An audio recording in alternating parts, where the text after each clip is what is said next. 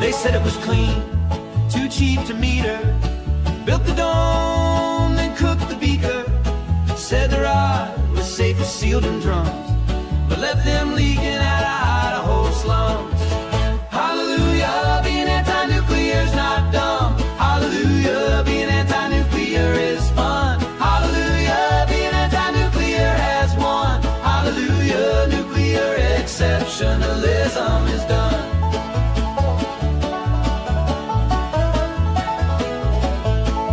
They chase the sun, all fusion proud. Ignore the barrels stacked in clouds. Promise stars in every socket, while curium settled in the market. Hallelujah, being anti-nuclear's not dumb. Hallelujah, being anti-nuclear is fun. Hallelujah, being anti-nuclear has won. Hallelujah, nuclear exceptionalism is done.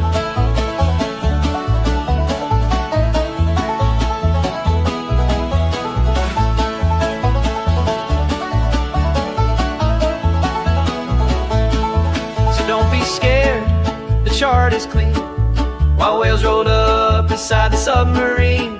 Blame the algae, blame the rain, but never trace the gamma chain. Hallelujah, being anti-nuclear's not dumb. Hallelujah, being anti-nuclear is fun. Hallelujah, being anti-nuclear has won. Hallelujah, nuclear exceptionalism is done. Hello everybody. My apologies.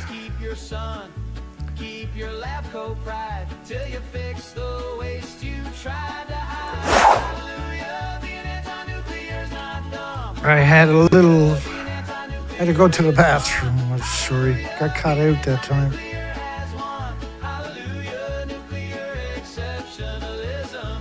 Here we go. My apologies, everybody. It's pretty unusual for me to be late. There it is, though. It happened. And so you can find that song. It's called Nuclear Exceptionalism at James Luce's site on YouTube. He has 360 plus songs, anti-nuclear songs, biggest collection on the planet. He's got a bigger collection than the entire planet has produced. Like, I think he doesn't realize, I don't know if he appreciates history is going to look at this man as probably one of the most unique people that history's ever produced. He literally went to war and still is, but unfortunately he's suffering from a brutal health issue that hopefully he slowly recovers from. So he's not going to be producing things for a while. He might, who knows, but he's in a lot of pain. I'm not at liberty to say what's going on, so I'm not going to. But he's got an amazing site. Should nuclear scientists be forced to work at Fukushima someday? Is that a crazy assertion, or is that crazy? That's crazy talk, Dana. Nuclear scientists can't go there. How does the Nuclear Energy Agency, this is the Women in Nuclear Global Conference. Look at them, they're all cheery, wonderful. How can they look each other or anybody else in the eyes, knowing that they're a part of this, where all the nuclear energy industries, International Atomic Energy Agency, all the pro-nuclear community, are claiming that the building's reactor 4 didn't melt down, that it even looks like this. These are journalists, this is a fraction of pretending that they're at the top of reactor 4 and everything is normal and they got all the fuel out of the building, when it's absurdness. But that's the official story. How does that work? How do you pretend that Fukushima didn't happen? That there's not 1,000 fuel pools hemorrhaging into the environment? How do you pretend all that? The 32nd Annual Women in Nuclear Global Conference held 14th to the 18th of July 2025 in London, United Kingdom, under the theme positively nuclear, influencing our future. You're wiping out the future. You're exterminating. All the whales are emaciated because of Fukushima, for goodness sakes. Like, you're not going to have any gray whales in 2 years. You can pretend, you can just blink and pretend what I'm saying is not an issue. Well, I don't like whales anyway, Dan. I never.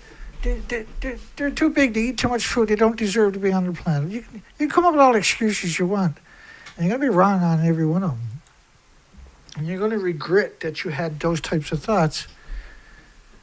800 global leaders, global serial killers, every one of them are Brian Colbert, professional lawyers, and fake, like, pro-nuclear advocate from across the nuclear sector. And the way they write, I think they write the stories that way, the paragraphs that way, so that these people, I don't know how you can pretend that you're human when you create a product that's exterminating everything on the planet. In 2 years' time, when the whales are gone, you're not just going to be able to blame it on the global climate change version, which is 80 years of emissions from the nuclear industry. See, like, carbon doesn't pulse energy at the speed of light every second for millions of years. Can you produce something that pulses energy at the speed of light every second for millions of years? Do you not think that's power? That's energy, that's pure energy released into the environment? And that it wipes out the phytoplankton, the basis of the food chain, the oxygen chain, the carbon sequestration chain. ISU students visit Fukushima. You're like, what? Idaho State University students presented their emergency management case study symposium Thursday night. As part of their research, they traveled to Fukushima to get up close to nuclear meltdowns. From the College of Technology Nuclear Operations Program. It's just, I can't even wrap my mind around the statement that they got to show their allegiance to the insane industry for actually going to nuclear meltdowns. And again, the industry is so notorious for lying. They might have just went to Fukushima Prefecture and then write this nuclear operation program. They got Homeland Security, Emergency Management Program. Everything is corrupted. Got the chance, the privilege. It's just insane. Anybody with even a moral, like even a sliver of a moral compass would never go to Japan. Would never go to Fukushima. If you didn't go to, I wouldn't go to Japan. Do you got any idea how much radioactive fallout Japan got? I mean, 865,000 extra cancers in the first year.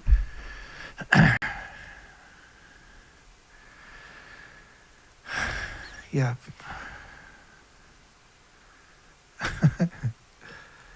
Yeah, we was late getting started tonight. Normally it starts 20 minutes before I started tonight or so. And unfortunately I ended up in the bathroom. That's just the way, and I didn't have no way of, I didn't have time to tell you folks that I was going to be late. I thought I'd be out pretty quick, but NJ Prepper asked, has Dana been posting recently? Yeah, well, kind of. We're back to regular now for as long as we can, but so my times are 10 p.m. my time. Well, it's like the poll I got tonight, they're not really, like, nuclear scientists are not at Fukushima nuclear plant. Should nuclear scientists be forced to work at Fukushima? Because it's not, the only people at Fukushima are the homeless, the destitute, the victims of society, the immigrants who don't speak the language, the victims of society. They're not academics, they're not scientists, the journalists have never went to Fukushima. There is a viewing area where, in order to pay homage to the nuclear industry, in order to be ingratiated into the nuclear industry, you might have to go there, but you're quite a distance away. and you're only there for a short period of time. But I still wouldn't do it. You could, there is no safe level, like, let me explain it this way. I got a good way of explaining it, hopefully. 14 years later, they were tour the TEPCO Diachi nuclear facility, be able to learn about the recovery process. This is the most absurd. Like, how are you going to recover when the buildings don't even exist anymore? How are you going to recover when you covered the whole planet with perpetual radioactive fallout? How do we recover? You can't recover the extermination of the species. You can't recover the fact that all the grey whales, for instance, and it's not just grey whales, but all the grey whales will be gone in less than 2 years. Right now, they were emaciated, severely starving. You can see the rib cages clearly. You can see their spinal column, the peanut head, their spine. You can count all the vertebrae in their spines from the shoreline. They're so emaciated. Last year, they were so emaciated, they never had a single baby survive out of 13,000 that's left. Lost 52% since 2015 of the grey whale. We're seeing the same statistics with all the whales. Excuse me. But the grey whales, they love phytoplankton, which is the basis of the food chain, the oxygen chain, the carbon sequestering chain. 50% of the oxygen on the planet, the producer was wiped out in just 3 or 4 years post-Fukushima. And so the whole world is suffering hypoxia. The oceans are full of hypoxia. South Korea, I mean, the ocean temperature in South Korea is 89.6 degrees, 90 degrees Fahrenheit temperatures today. But there's 800 fish farms. And by the way, I got another die-off video ready to go, believe it or not. We just done one on Thursday. I got another massive one of species die-offs due to perpetual radioactive fallout. Let me just introduce you to a little tiny bit of that. The plume models is 1 million atoms per square meter. We're talking about square meter, we're talking about physical fallout on the ground. There's no species that can survive that environment. This is why the birds you're seeing are seed eaters, not insect eaters. 20 million particles of radioactive iodine-131. You can't have an iodine-131 unless it pulses energy at the speed of light every second. And like Simon Fraser University in British Columbia, Canada, made the assertion that it's equal to 10 pulses of energy a minute.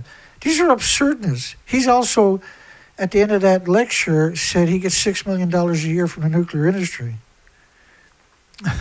He's got a pretty big incentive to lie, because 90% of the money gets stolen through administration in the nuclear industry. So 20 million particles of radioactive iodine-131. You can't have iodine-131 unless it's pulsing energy almost at the speed of light. Wrap your mind around that statement every second. So all the species, and you got 31 times more iodine-129 with a 15 million year half-life. And it's not very powerful per se for distances. Like cesium-137 will pulse energy 600 feet every second. Iodine-129 will pulse energy at the speed of light, but only a very short distance. But it's more than enough to wreck your chromosomes, your DNA, and your cells for the rest of your life, every second. And because it's so prolific, and all of this, of course, will tritiate water. So all the water on the planet is tritiated. Our bodies are not, and the insects and birds, mammals, and animals are not designed, are not incapable of utilizing this, because your body treats it as a foreign object. And when you're talking about saturating the thyroid glands of every species, because that's what this means. That's what that means. That, like, you got so many studies showing different isotopes. Neptunium-239 decays to plutonium after 2.5 days. That's a 20-day model.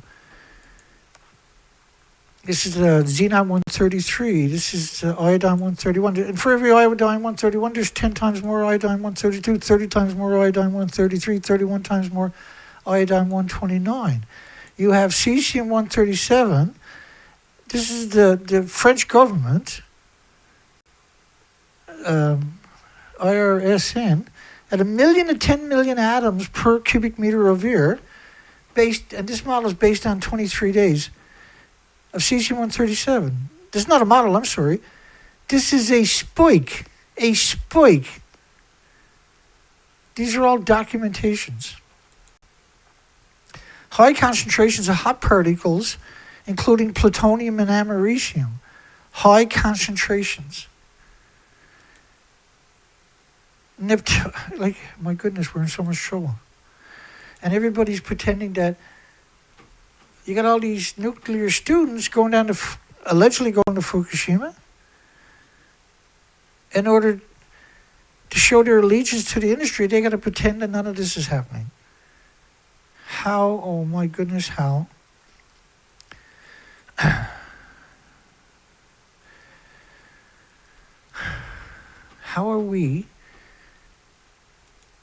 How can we have a future when the nuclear industry is living in denial every second of every day, and they're in charge? I mean, they're pretending that reactor 4 didn't melt down. They're pretending reactor 3 didn't melt down. They're pretending that there is no meltdowns. And that's sanctioned by UN's UNSCLEAR, ERPA, the IPRC, the International Atomic Energy Agencies are all pretending that Fukushima is completely intact. I mean, the story is just insane. There's nobody on the planet providing the documentation. I'm the only person on the planet that's going to show you this picture. Right, the fuel pools were at the top of the buildings and the reactor cores. Fuel pools could have had up to 8 reactor cores. Just because it wasn't a running reactor core, it's gone through a chain reaction. So everything there is splitting atoms. So if you bust it up into trillions of pieces and release it into an environment, which is what happened, you have trillions of pieces of fuel in the environment splitting atoms. It's beyond the worst case scenario. And then the tsunami debris, when it headed back out into the ocean, which ultimately turned into a 2,000 square mile the size of Texas in the Pacific Ocean, of debris from the tsunami, 2,000 square mile debris field from the tsunami in 2011, was covered in radioactive fallout. So it was the perfect venue to bring radioactive fallout all over the ocean, physical particles that are splitting atoms. And then, it got washed off in storms and rain and everything else. And so you saturated the entire environment. But all the nuclear students now are pretending that Emergency Management Symposium, Idaho State University, the students are down there pretending that nothing happened. Look, 311 Fukushima case study researchers. They're not case study researchers. They're the official cover-up. They're just going to regurgitate the International Atomic Energy Agency's narratives.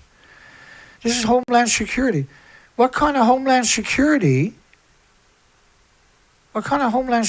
pretends that nothing happened in a nuclear meltdown? How can you call that a Homeland Security? How do you not call that a nightmare? Why am I the only person on the planet providing the documentation? Why is the International Atomic Energy Agency saying that never happened? And why is nobody calling them out on it? I need to know. I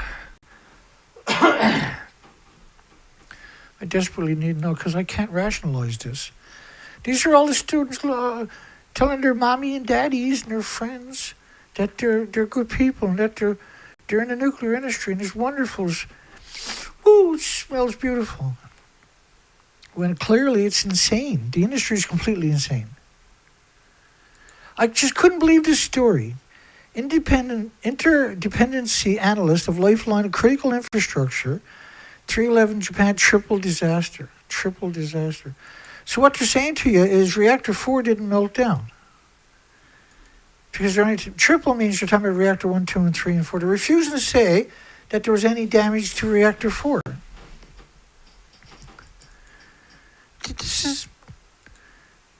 How is this acceptable? How is it all the government agencies, Homeland Security, the universities, the students themselves are going to make that assertion that this didn't happen? What is going to be the outcome of this routine, I wonder? We got all the whales are emaciated, which means they're starving to death. That they're in their dying throes now. Unless maybe not even two. And then they got a cake. Look, a Fukushima cake. Just, I can't even wrap my mind around it. She's a nuclear operation program coordinator, refusing to acknowledge that there's something suspicious about Fukushima. Like, how does this work? Sarah is a nuclear engineering student. No, everything's good. Dana's a lawyer.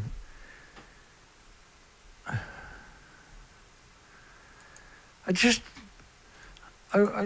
want something good for the planet. I just want the world to have hope. I just want the world to try to have a future. I just want, we got to protect the children. We got to protect the women, the female species of every species, not just humans, from this bizarre industry. And here's a young woman, a nuclear engineering student. They're not going to look at my research. They're not going to say, well, where's all the species? I provided GPSs of everywhere I researched for 6 years. Idaho State University. So if you got a T-shirt, if you're from a university, you can lie all you want, and the media will be happy to tell that lie. But if you're Dana Durnford, or you're like the people out here that supported me and have the same concerns as me, you're not allowed to have a voice. 13 people on my show, 12 likes, and I got 17 votes. But you're not, I'm not allowed to exist. Right? They micromanage every facet of everything that I'm doing so that the world can't have a chance. And that's their job. They're paid. They make a lot of money just to destroy me in increments and keep me on a little hook on YouTube and makes them feel all good inside. And they play their part along with millions of other pro-nuclear to nuclear employees. And the university students, their part is to sing and dance a song that's not real. Right? You got all of these students telling their friends and their families that they're important, that they work for the nuclear industry, and they're special, and they're nuclear student, they're nuclear engineers. So Dana must be wrong because they said, like, I can't comprehend. 311 Fukushima case study researcher. They even wear it on their backs. 311 Fukushima. But they're not studying anything. Their job is to tell a lie. Their job is not to say, hey, look, my goodness. They're faking the reactors. They're faking this. They picked up 30 million one-ton bags. They're growing food right alongside of one-ton bags of radiation in the nuclear wasteland. Blurp gets no mention whatsoever. All the whales are emaciated. Blurp gets no mention whatsoever. What are you going to do in 2 years when you got no more gray whales, when the humpback whales are down to nothing, when all the other species, every whale, we done a die-off video. We got another one ready to go on, unbelievably, a few days back, 3 days back, where everything is emaciated. Worldwide, it's symmetrical. 21 students were able to get a first-hand look at the destruction. These are not destruction, these are nuclear meltdowns. They deserve some prominence. Right? Using the word destruction is not appropriate for a nuclear meltdown. You got the emissions from a nuclear meltdown are catastrophic to everything but replicating cells worldwide. The meltdown of 3 reactors. What about Fukushima Reactor 4? That melted down. How come that's not included? Why are journalists who are still working, are still put on a pedestal, still getting awards, pretending that they're in a building that don't exist? How does that work? How does that work?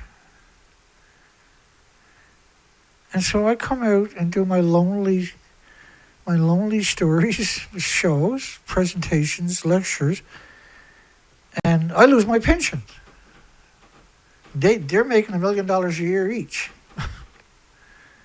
They're hobnogging with superstars and celebrities and rock stars, and they're living in, they're all expenses paid. They're living in the #1 hotels and 5-star restaurants for breakfast, dinner, and supper. And all they got to do is stab everybody and every species on the planet in the back and pretend that the media will, the media is that CNN and ABC, BBC and CBS, that's just a fraction of the media that done this. The students are playing that same game where they're saying that never happened. How the hell did we ever get to this position where that's considered acceptable? But me coming out and saying, my goodness, this is a big mistake. We lost all the phytoplankton. So now we have 50% less oxygen on the planet. And that's manifesting in a lot of air rage, a lot of road rage, a lot of madness, short tempers, short fuses, because you have less oxygen. So you're intoxicated. Look, I only want what's best for the planet. I only want what's best for everybody. I only want what's best for all the species. And I've been vilified and demonized nonstop, day in, day out. I'm the devil. There's all kinds of sites attacking me. Sites with my name on it specifically to attack me. People dedicated to denigrating me, to attacking me. The Japanese government has an operation called Operation Long Jump, designed to destroy my reputation. The Japanese government has a huge operation, and they're working with Phil Mason, also known as Thunderfoot on YouTube, to destroy me in my country and everywhere else, my reputation. And they're working hard at it. Like Calm Down Charlie said, it wouldn't want to be you, Mr. Dana. No, you in the future you will want to be me, because history will remember that I was the good guy and that you were the bad guys.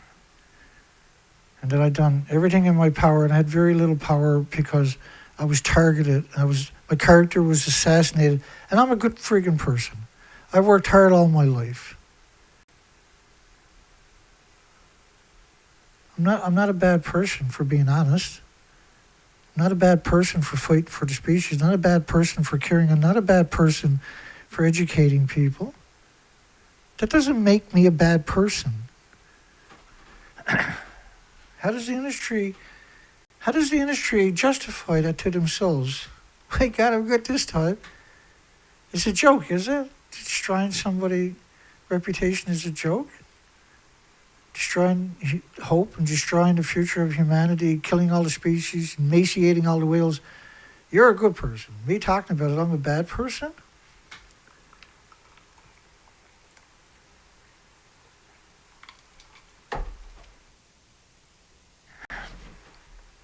It's crazy talk. I don't struggle to do the things I'm doing. I don't go to war every day against this industry because it's easy or fun or there's no fame. It's a terrible story. It's a heartbreaking story. It's a gut-wrenching reality that we live in now. There is no good story to the nuclear industry. There's the radioactive fallout from the nuclear bombs, the war that they had for decades. They call it nuclear testing, but it's the same bombs, the same radioactive fallout. They just bombed themselves. Not necessarily true all the time either. Look what they done to Christmas Island. Look what they done to the French Polynesians. Look what they done to the Marshall Islands. Look what they done to Montebello, Maralinga in Australia. Look what they've done to the tropical paradises. The fantasy fairy tale, just a beautiful tropical paradises. The nurseries of our ocean, they went out and just completely annihilated it for millions of years. And absolutely, many islands were disintegrated, atomized and aerosol, ionized and radiated, and weaponized against all the species worldwide through radioactive fallout. And they loved every second of doing it to us. They laugh about it. They made fortunes. by doing the most cruelest thing. But I'm the bad guy. I'm the guy to hate. Hate Dana. Don't hate nuclear industry.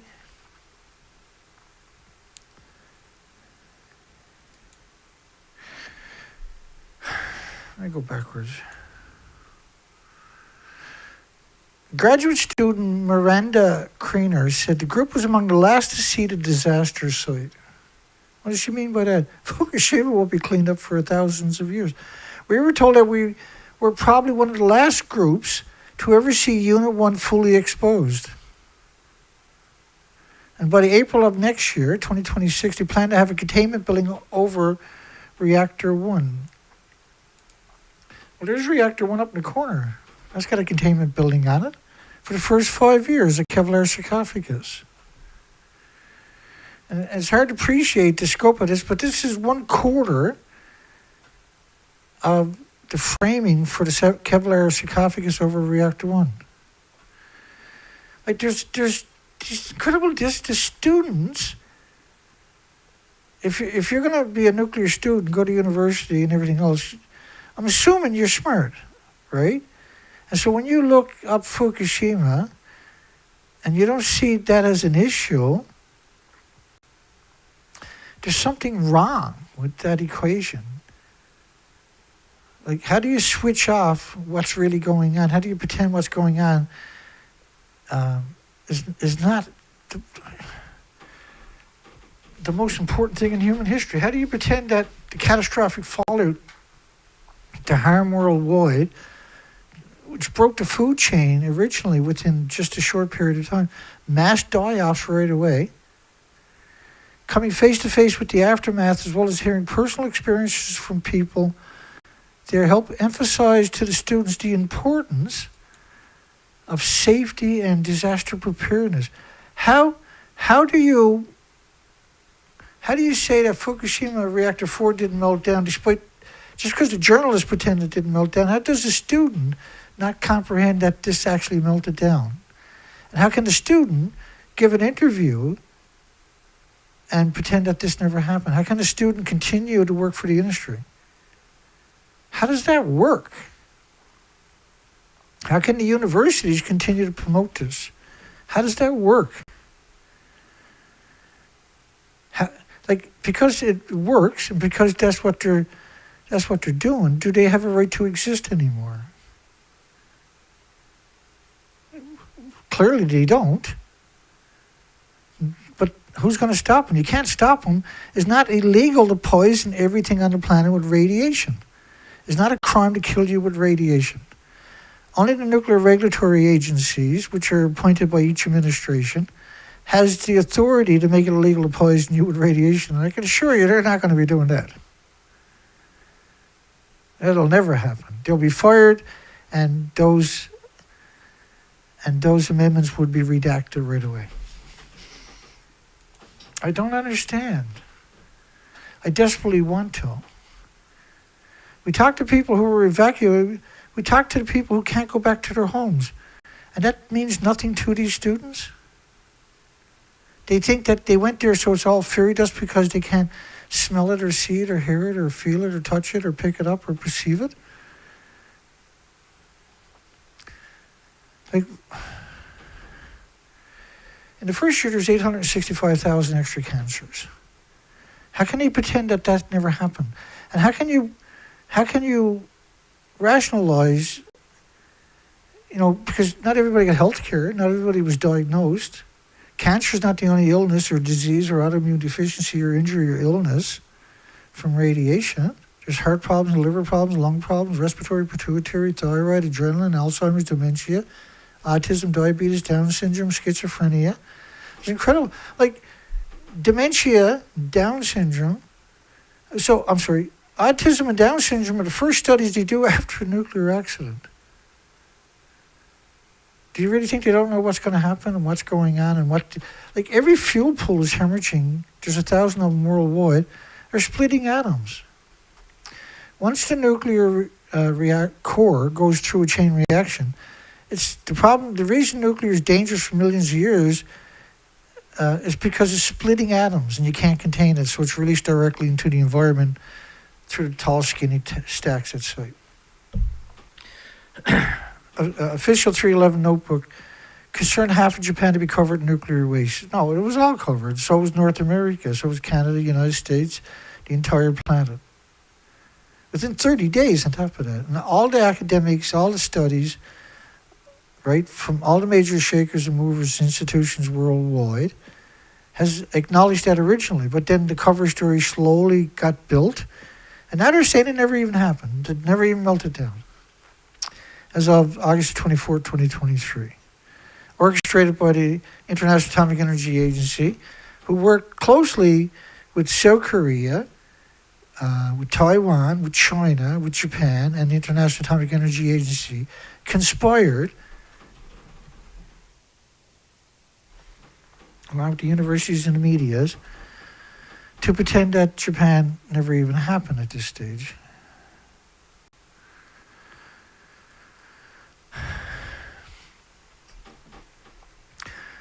And I care. Radioactive fallout is 2 billion times more toxic than industrial poison, and it covered the entire planet.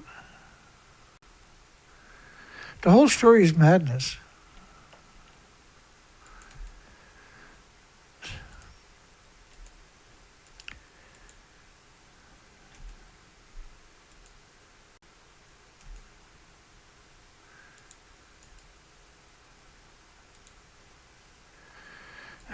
Reactor 4, that never happened. Okay? Yeah, no, it is destroyed, but officially it never happened.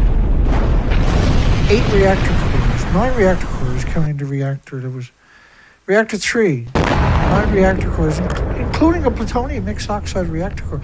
No, that never happened. Each of these reactor cores are 100 Chernobyls. Each of the buildings are 900 Chernobyls.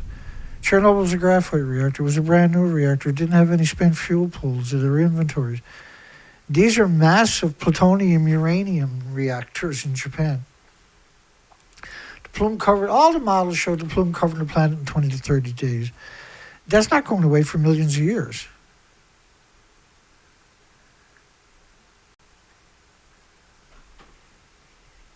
I'm just trying to do the moral and ethical thing, right? The fallout that covered the entire planet in 23 days is never going to go away. Think of a snowstorm covering the planet. Snow never melts and never stops snowing. That's what we're dealing with in radiation for 80 years. But Fukushima was a pulse event. And that the material, the emissions, are 2 billion, like an atom is 2 billion times more toxic than industrial poison. So when you start, and it's in your body pulsing energy at the speed of light, destroying chromosomes, DNA in your cells, your body has to repair that every second. And your body tries to build a sarcophagus around the physical atom. And you might have tens of thousands or millions of atoms in your body. What happens is your body's trying to build a tumor around each one of them. We call it it's a sarcophagus from white blood cells. Every white blood cell you produce, and you stop producing a red blood cell. The red blood cells carry oxygen nutrition for all the species. How can this not end up in a real bad way? Because that's where we are now. We're in a real bad way. You had no surviving gray whale babies last year because all the animals are starving to death. They're emaciated. They're not healthy enough.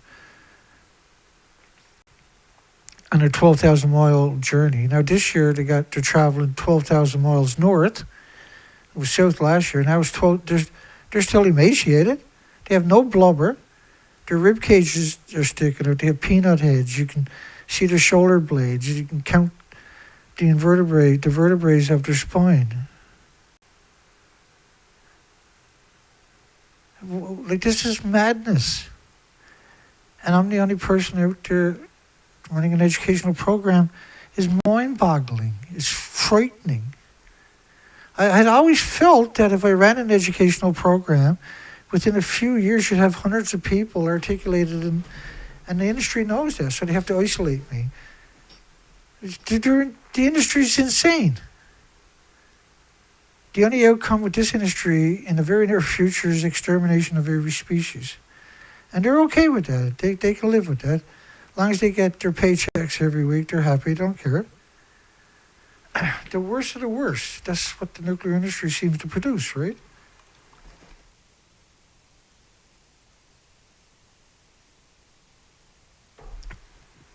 Gas, oil, and coal emissions don't pulse energy at the speed of light every second, let alone for millions of years.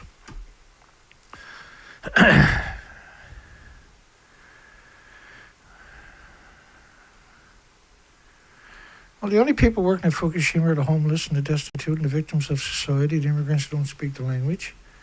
Not academics, not scientists, not journalists. So should nuclear scientists be forced to work at Fukushima someday? This is 14 years later. The reason I got that poll there is to remind everybody that they don't go there. They don't work there. They don't go there, let alone work there. And then if you go down there and you talk to the monks, you know, they got all kinds of urns full of ashes from the homeless and the destitute that were incinerated after they died of horrific radiation poisoning at Fukushima and surrounding areas.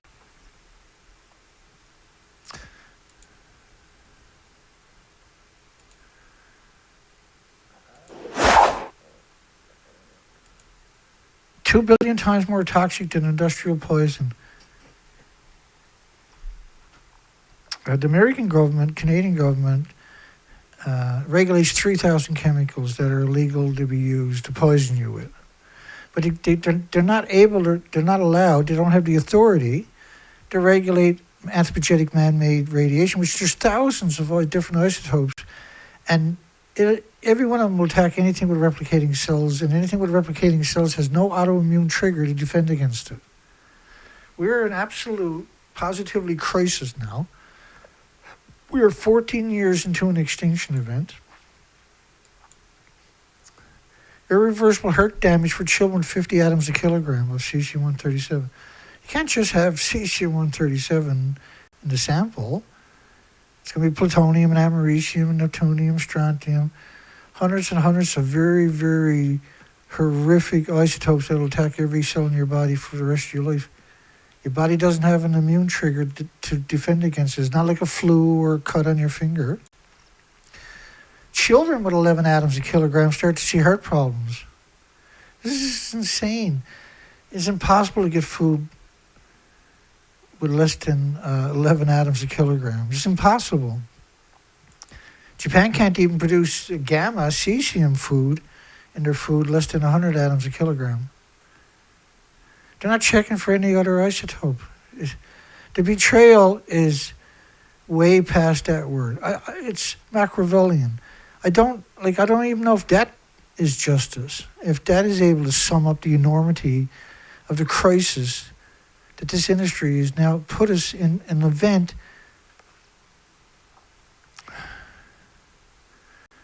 I mean, my goodness, you got all the gray whales. It's not just the gray whales, but you have all the gray whales and the migratory 13,000 of them emaciated. Doesn't that scream, oh my goodness? And for the things that I do,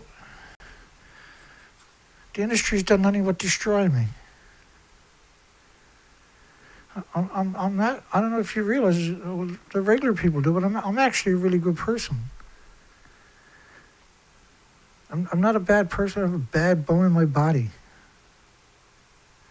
I work like a dog constantly to produce these shows in desperation. And I'm censored. I know I'm censored. I have no illusions about anything. But I have to try. How do I live with myself if I don't try? How can I look in the mirror if I don't try? I know this industry is all over me. They hate my guts. They despise me because they can't be a good person, I guess. Good is evil to them, see? None of them could walk a mile in my shoes on top of that. Because they don't have compassion. They don't have empathy.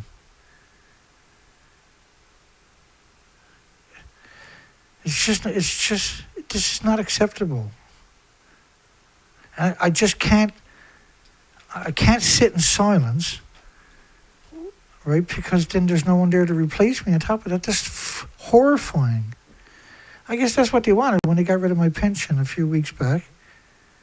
Imagine they got rid of my pension. How is that even possible? You'll see them out there in any comments that support me on different sites. The trolls will show up and say, he's a scammer, don't donate to him. But I'm not a scammer. I'm a good person. I'm running a legitimate operation. I got 6 years of doing research expeditions just on the Pacific Ocean for 4 to 5 months a year. And we're showing an unequivocal extinction event. And everybody's out there pretending that they're going to grow up and be a Disney movie princess, and there's going to be a Disney movie prince is going to come by and marry him, and they're going to live a fantasy life, and everything is going to be great, and there'll be cocktail parties. And social engineering is frightening, isn't it? It's a lesson students said you'll certainly remember in their future careers. Really? Sarah Falk, a nuclear engineering student, junior year, said it gave her a different perspective in regard to the safety of her job. I work at the Idaho National Laboratory right now, making a fortune, she said. But she don't care about the victims. She don't care about the brutality of this industry upon 8 million species. She couldn't care less. She got a good job at Idaho National Laboratory, and her friends think she's special. She thinks she's special. Her family thinks she's special. Her teacher from school thinks she's special.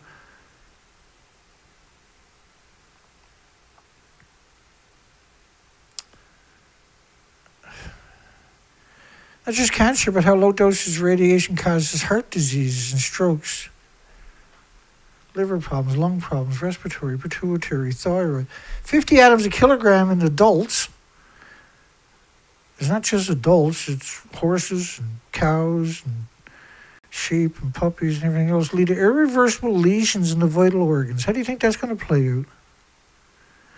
Irreversible, yummy. I want some of that. Put some of that in my diet. Can I get a pizza that does that? I want that. Imagine walking into a pizza joint and saying, I want radiation in my food that leads to irreversible lesions in my vital organ. You don't have to put very much in. There's just 50 atoms a kilogram. Can you order some stuff in from Japan? And add it to the pizza so we can all have irreversible lesions in the vital organs. How many people went to the doctor and said, hey, doc, can you give me pills that gives me irreversible lesions to the vital organs? How many people done that, I wonder? I'm guessing none. How many people would say that this is terrible? If you took 1 million people and you asked them, would you take food at 50 atoms a kilogram if it's going to lead to irreversible lesions in your vital organs over the next year or two? How many people would say, yeah, I'll take some? Do you know anybody? That breathes air and drinks water like me and you? Besides nuclear students. How does that work, though? How many nuclear students should be asked that question? 50 atoms a kilogram. You put 200 million atoms on the head of a needle, you can't see it. A becquerel, a BQ, is a pulse of energy. You need a radioactive isotope to produce the pulse of energy. So think of it as 50 atoms a kilogram. But think of 200 million atoms on the head of a needle, you can't even see it. But 50 of them will give you permanent lesions to your organs. And that you can't smell it or see it or hear it or feel it or taste it or touch it or pick it up or perceive it. Do you get the enormity of that statement? The horror of that statement? How come a university professor doesn't think that's wrong? How come the nuclear industries, how come the International Atomic Energy Agency doesn't see any issues with that? Oh, that's okay. It's like why? How come I'm the only person out there running an educational program? How the hell did we ever get to that stage? You know how frustrating that is for me? How terrifying it is? And I do a lot of things. I never stop. I never stopped since 7 a.m. this morning, actually.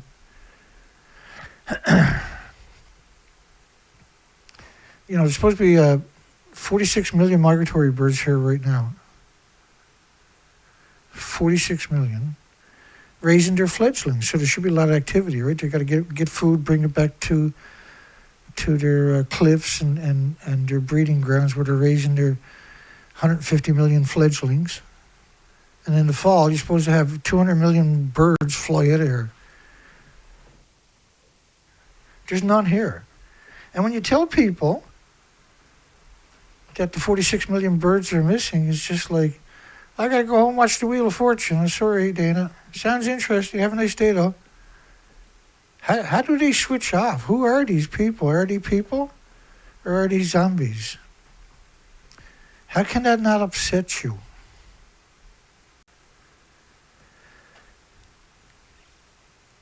Graduate student David Harrison said the trip emphasized the need for emergency preparedness. How's emergency preparedness? Say now you learned a lesson. Now you're going to start emergency preparedness the next time there's a nuclear meltdown. How are you going to stop the radiation from covering the entire planet in 23 days in this model? It's 23 days of radioactive fallout. How are you going to stop?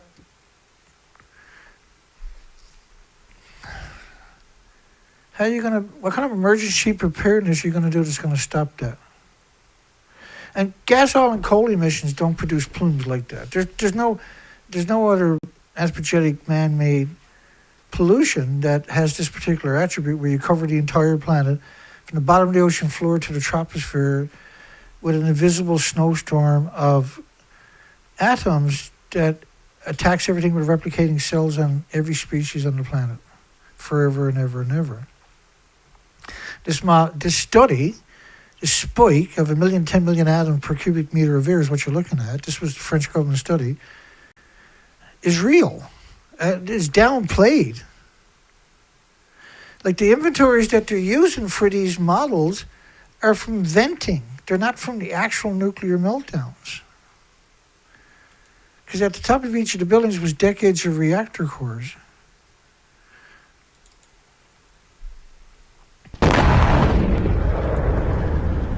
I'll show you the real explosions of two of the buildings. And there's an interesting caveat to this story. That's reactor 1, and this is reactor 3. Right alongside it is reactor 4, but we have no video or pictures. They do, but we don't. And so officially, reactor 4 didn't melt down. Officially, reactor 4 didn't blow up. Officially, reactor 4, all the fuel was removed from the fuel pools, despite the fact that it's ludicrous. It's insane to even suggest for a millisecond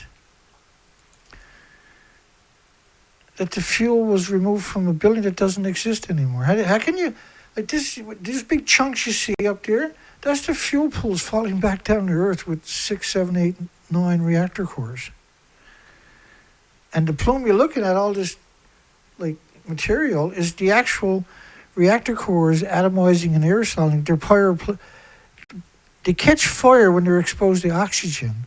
And so as it's going up, you're producing this huge plume because the fuel is on fire and is producing these, the fuel being anthropogenic man-made. The desolation that had happened, the student Harrison says, it really kind of highlights the importance of making sure that we have a good, solid plan here to put the right people in the right place at the right time for the state of Idaho. How is the state of Idaho going to fix this? How are you going to... Like, you get close to that, your organs melt. It doesn't matter how brave or stoic you are, your organs melt.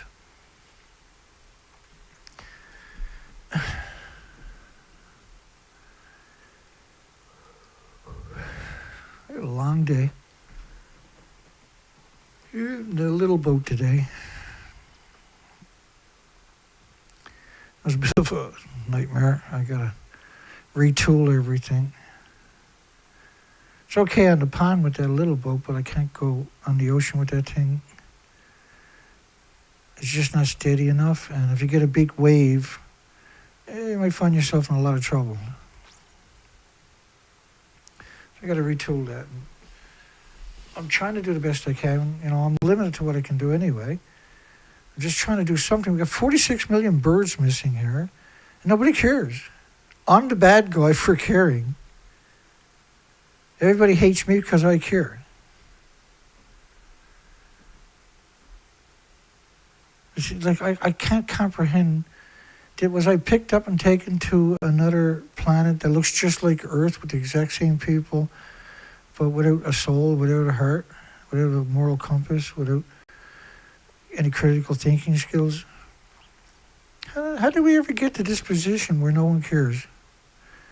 Well, the nuclear industry can hide me. There are people that care, but how can people that find out all the whales will be gone, for instance, gray whales will all be gone in less than 2 years because they starved to death?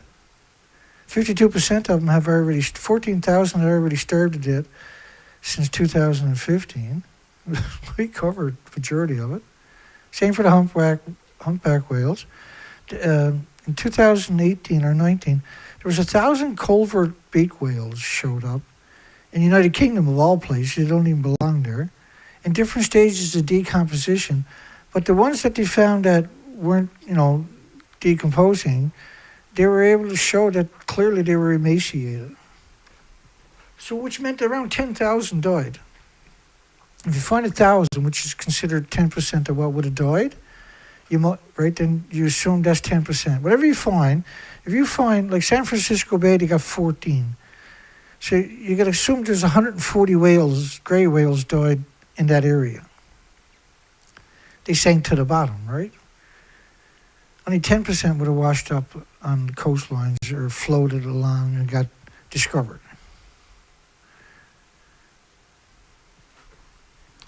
I'm just so heartbroken what I'm seeing. All the birds are missing. All the whales are emaciated. The food chain is broken. The insects are literally disappearing faster than we can comprehend or tell the story. The desolation that has happened, Harrison said, highlights the importance of making sure we have a good... How can making sure you have a good plan mitigate nuclear detonations? How are you going to protect Idaho? How are you going to protect Earth, let alone Idaho, after 23 days, 24 days of radioactive fallout? The whole planet is buried in radioactive fallout. Wow, you're taking the students. You got the students now. You got to, as a sign of good faith, the students has to come out and cut everybody on the planet's throats, so that their professors will give them good grades. See? That's what's going on. But how do you trick the student into participating in that? Well, their families were in the industry, and their families were in the industry. Their families were in the nuclear industry. And they grew up, they couldn't wait to get the job. They couldn't wait to tell the lie. It's hard to comprehend that you have all of these inbreeds from the nuclear industry, or the inbreeds of the inbreeds. Their universities are paid for. They have full health care, full dental. They're paid while they're going to universities to get jobs in the nuclear industry. They go to university to get a job, to come out and tell you lies, and the evidence is so overwhelming. This needs to be, this industry needs to push, someone needs to push back. Tell me who's going to do it, and I'll give them all the equipment I got. Tell me who it is that the world should support. I'll give them everything I got. If they're going to do the job. It's a crappy job. Your reputation is long gone. The industry will take 1,000 public relation firms and come up and just pound you into the dirt. Top cancer doctor, nuclear radiation, most carcinogenic thing that exists. Really, I thought it was like a banana and a potato chip and walking in the sunshine. After Fukushima, extreme increase in mortality caused by cardiac diseases alone. Wow, it's not like a banana and potato chip. Death rates might give the creeps to some people. What do you mean some people? The numbers of deaths were up 12.5% compared to the same month of the year before. There was an extra 12,700 people who died of heart attacks post-Fukushima. There's a shopping street in Fukushima City. In the first year, 7 people dropped dead on that street. Do you have a street in your city or community where 7 people dropped dead in 1 year? You probably do now, mind you, but... Not only is Idaho susceptible to natural disasters at its own nuclear sites, and the state could be a major base of operations when it comes to distributing recovery supplies. How do you recover from something that attacks every cell in your body, has nothing but contempt for everything with replicating cells? When that time comes, the next generation of emergency management will have hopefully learned from history. If you learn from history, you would get rid of nuclear. Why would you promote nuclear after Fukushima? Why would you even, unless you're going to get into cleaning up the nuclear industry, why would you even participate in the industry?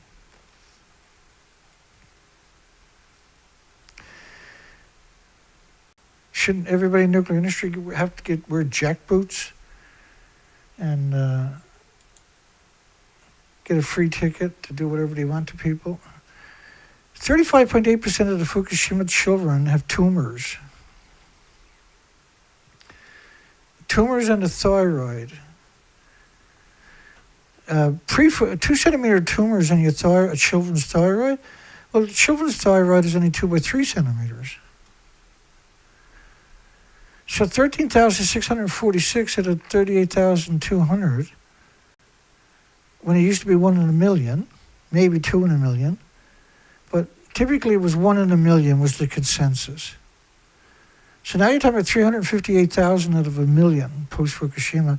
That's 2012. That's the year after. Well, a year and a couple of months, a year and 3 months.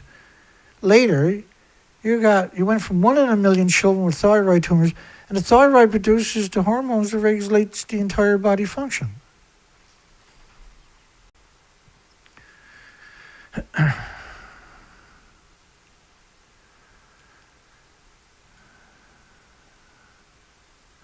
Yeah, hi Don, thank you.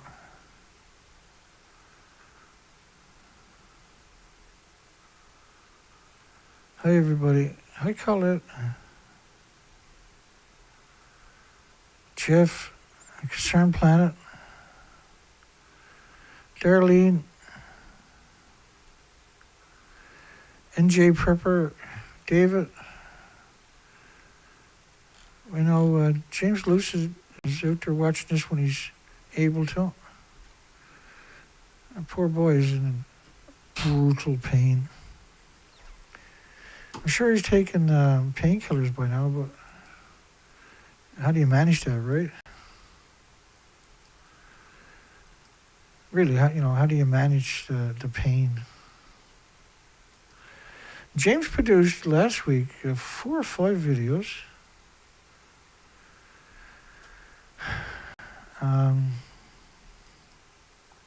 I was in crisis last week, right? Lost my pension, of all things. Utter crisis. I thought I was going to be homeless last month. The story's just madness. And I won't be surprised the industry wins. I've never seen them lose. They always win.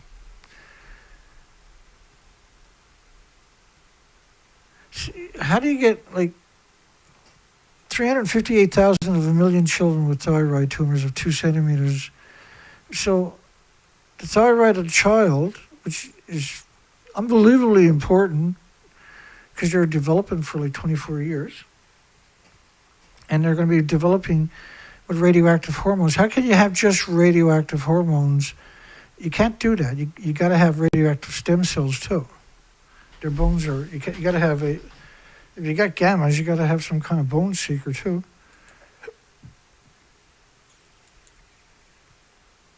It's crazy. When that time comes, the next generation emergency management will hopefully have learned from history. It's absurd to suggest the nuclear industry. The only thing it learned from history was it got away with it again. It's only going to get away with it so long before it doesn't matter anymore, because there'll be no species or nobody left to complain. Japan World, the WFP, which is UN, deliver emergency food aid to Burundi. United Nations World Food Program, WFP. Of course, Japan is the third biggest donor to the International Atomic Energy Agency, along with another 194 countries. Has welcomed a contribution of the United States, $1 million from the government of Japan, to provide life-saving food assistance to 18,000 people. Let's hope it's not coming out of Japan,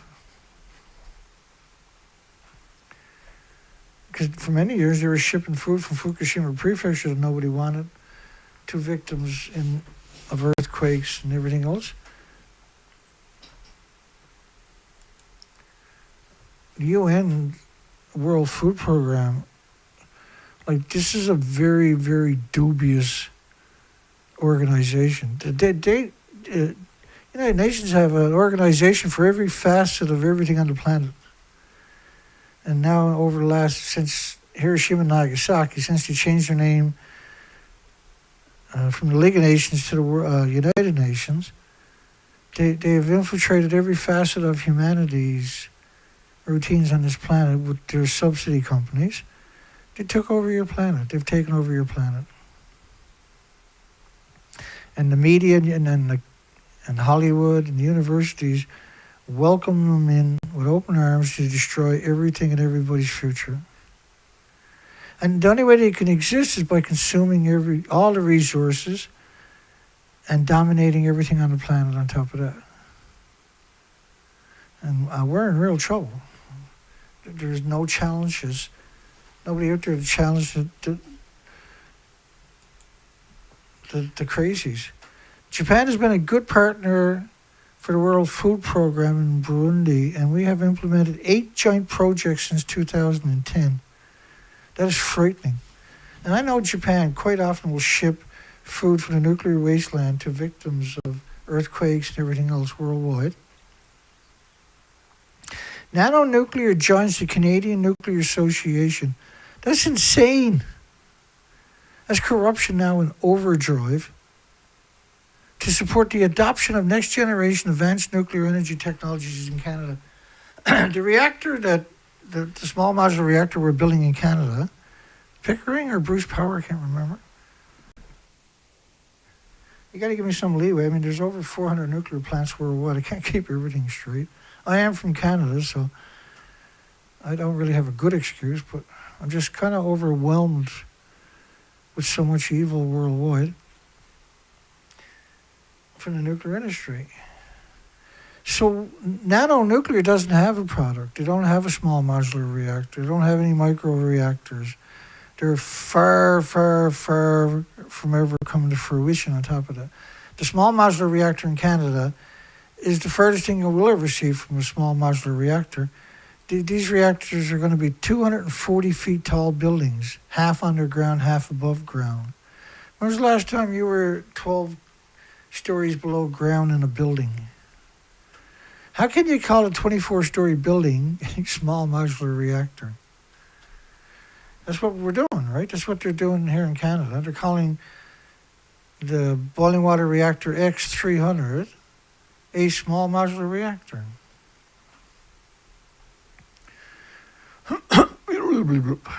So a small modular reactor is these are 24-story buildings.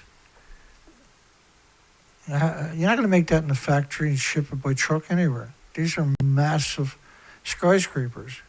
No, Dana, they're small modular reactors. No, they're massive. They're got nothing to do. The word small is not part of that equation.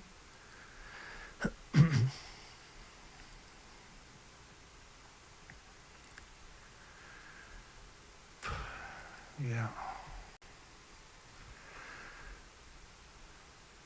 So NANO Nuclear joins the Canadian Nuclear Association in Canada, support the adoption. None of this, like, they're on the stock market, but they don't have a product. They're fleecing investors on a scale I've never seen before. Totally legal, apparently. Why would you invest in a company that doesn't have a product?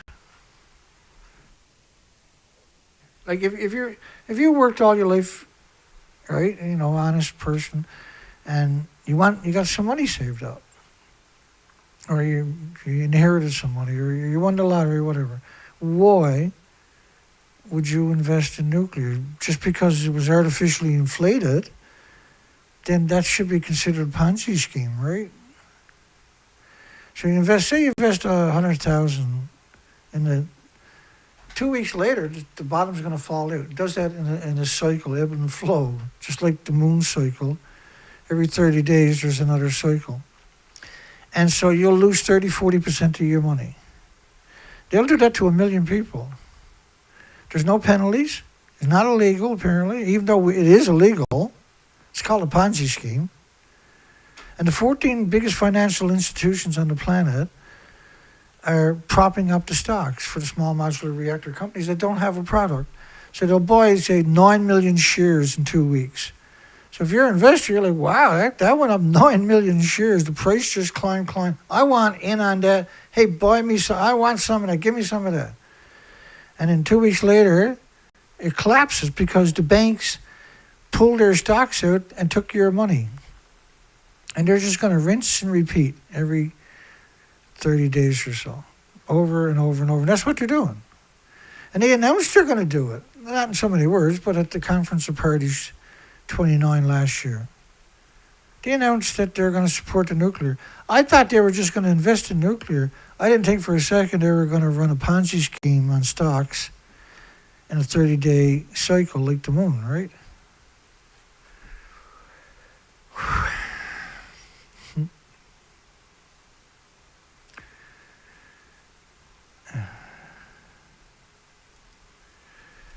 I got the Gamma Chain on my mind, James's song, Nuclear Exceptionalism.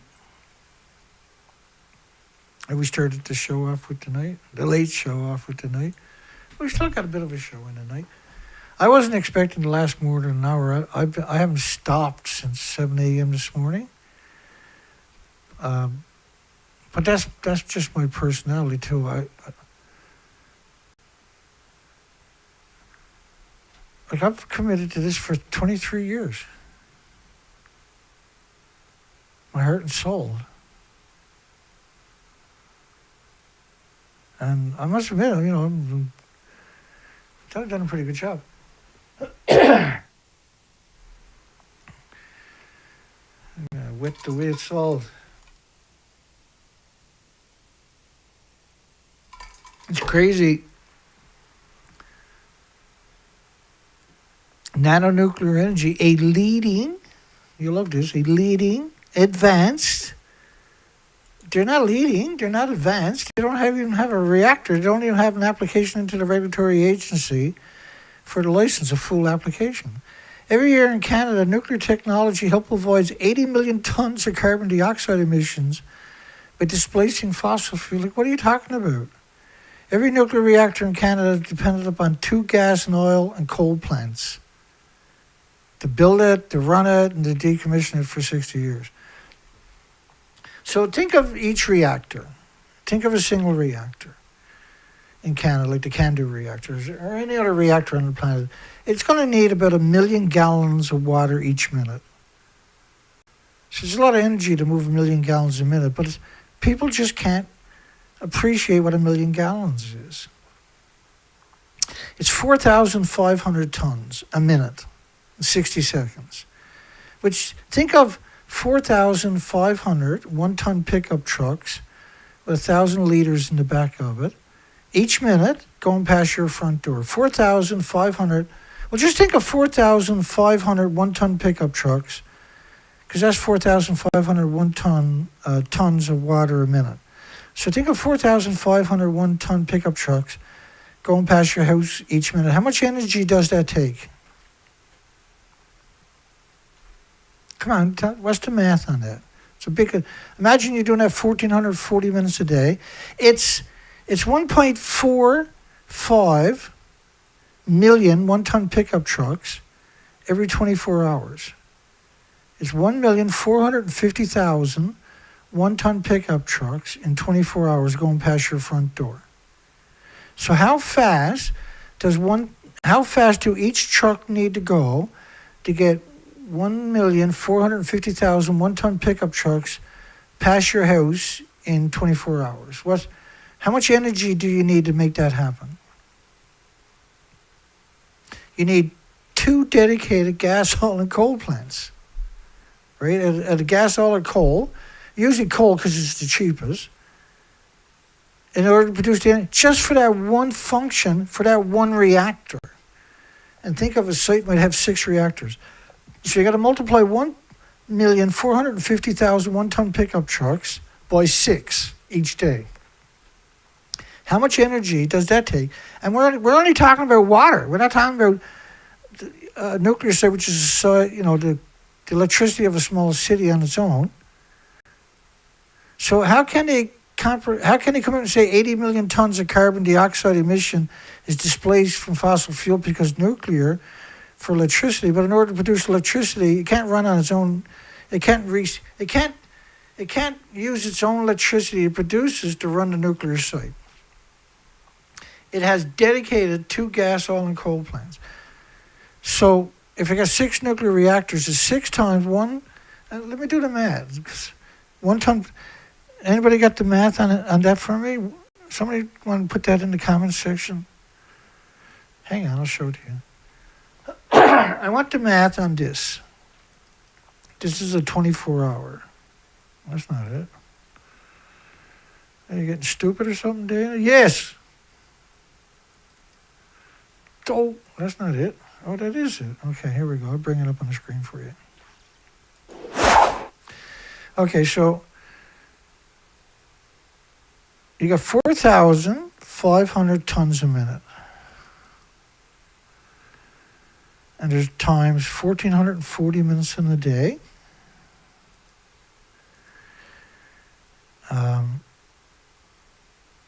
6.48 million. Did I make a mistake? 4,500 tons a minute. So that's 6.5 million one-ton pickup trucks a day. Now to say there's 6 reactors on the site, times 6. So 38,880,000 one-ton pickup trucks going past your front door every day to the nuclear plant to drop off 1,000 liters each. 1 ton of water each. How much energy does it take to move 38,880 one-ton pickup trucks past your door in a 24-hour period? Anybody know? Anybody got the math on that? Anybody can help me with that?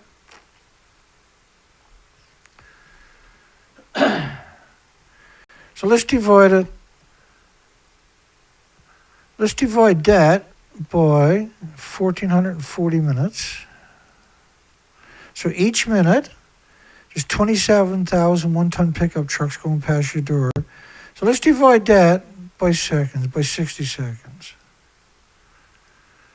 So every second is 450 one-ton pickup trucks going past your house in 1 second.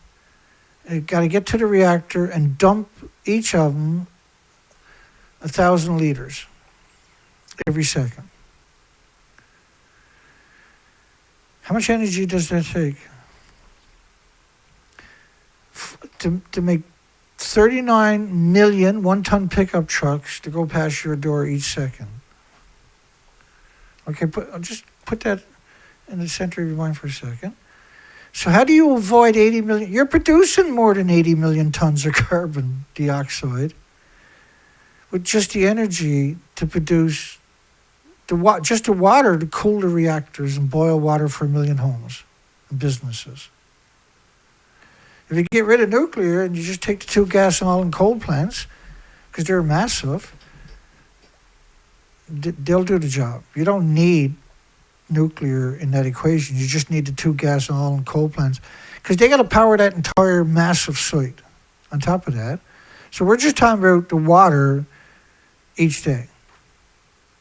is 38 million, 39 million one-ton pickup trucks of water a day. So how can you suggest that you're avoiding carbon dioxide emissions by displacing fossil fuel? It's such a dishonest industry, right? That's frightening numbers, isn't it? Sometimes, because the number, we do that a lot of these different numbers.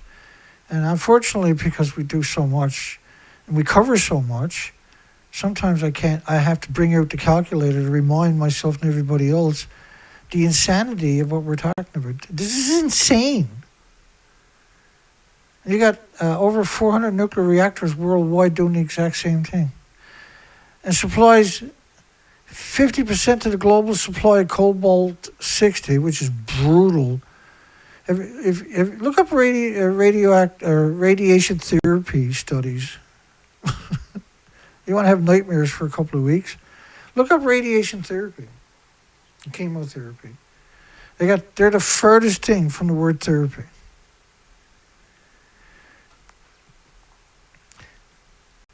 None of the victims that get radiation therapy and chemotherapy die of cancer. They die of radiation therapy and chemotherapy. They die of radiation poisoning generally. Yet very few of the death certificates will have that on it. Because they won't be able to keep their job if they put the truth there. Radioisotopes that are used to treat cancer, you can't treat cancer with what caused it in the first place. The radioactive fallout, cancer epidemic started after all the nuclear testing in the early 70s. That's when the cancer epidemic started. There are other things that cause cancer, but the majority of the cancer worldwide, now we're seeing cancer in mussels, jump into clams and jump into oysters, and that's why they all disappeared officially. The whole industry is insane. And that's the only reason they can operate is because they're all insane. And sterilize the medical equipment.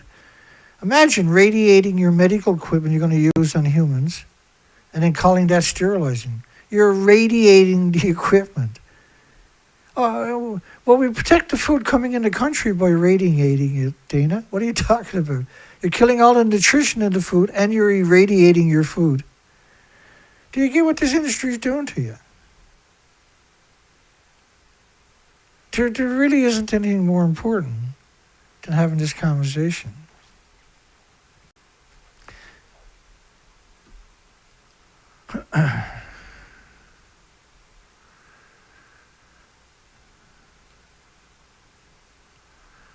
Well, like how much gas does 38 million one-ton pickup trucks use to dump 1,000 liters of water, to make it to the site?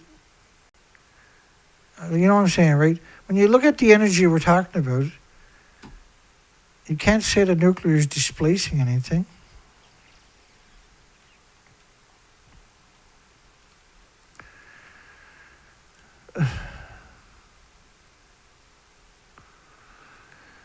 Yeah. Should the nuclear scientists be forced to work at Fukushima? Like, this is a question, this is a poll we've done a few times over the years. Maybe more than a few times. Different versions, right? The poll tonight was originally going to be, should nuclear scientists be neutered when they graduate, or before they even graduate? Should it be illegal for nuclear scientists to have children? Because they're going to grow up and get the job and be even more eviler than their parents. Because they're taught as a child that it's okay to be evil. And we've done those polls before, and we've seen the spammers come in and just spam the shit out of me in those types of polls, right? Should nuclear scientists be forced to work at Fukushima someday is meant to invoke a response in people because they don't work at Fukushima. Should they be there someday? Yes, of course, Dana. The question should really, I guess I should have put there, will nuclear scientists work at Fukushima someday? But then you're going to have to put the word no, you're going to have to vote no. And nobody knows how to vote no. Well, that's not true. But the majority of people are so used to voting yes on my polls. My polls are meant to start a conversation. So you say, hey, this guy had a poll last night asking should nuclear scientists be forced to work at Fukushima someday. And so the person you say that to, they look at you like you got two heads. But in the back of their head, somewhere that day or that night or the next morning, they're gonna ask themselves that question. They're gonna say, like, shit, nuclear scientists don't work at Fukushima. And it still might not register. There's such a disconnect. Well, I mean, you lost 50% of your oxygen on the planet when you killed the Pacific, and Fukushima killed the Pacific. See, Fukushima was a pulse event where you had around 36 reactor cores melt or more. Let's say, like I lowballed the number. It could have been double those numbers. The common spent fuel pool at Fukushima is like the documentation that was released in 2021 with no fanfare. There was 736 pictures. You can look up it on my site here, right? Environmentalist Dana Durnford YouTube channel. And I've done a presentation on 736 pictures. It's 736 mystery pictures. Because the pictures were released there was no, like, here's these pictures, these are this or these are that. When you zoom in, these were from a high-quality drone originally. When you zoom in on the pictures, reactor 1, 2, 3, and 4 are redacted. Reactor 6 is redacted. And the common spin fuel pool across from reactor 4 is redacted. I mean, totally the entire building is redacted. But there's sections behind it, towards like the landmass, where you see just hundreds of transport trucks stacked up because of the tsunami behind it. The tsunami ran right through common spent fuel pool. And so if that happens, it melts down. And see, like, if you look at reactor 2, it looks like it's intact, but it's not, right? So you can have the same thing for the common spent fuel pool, which was storing decades of reactor cores from all the reactors.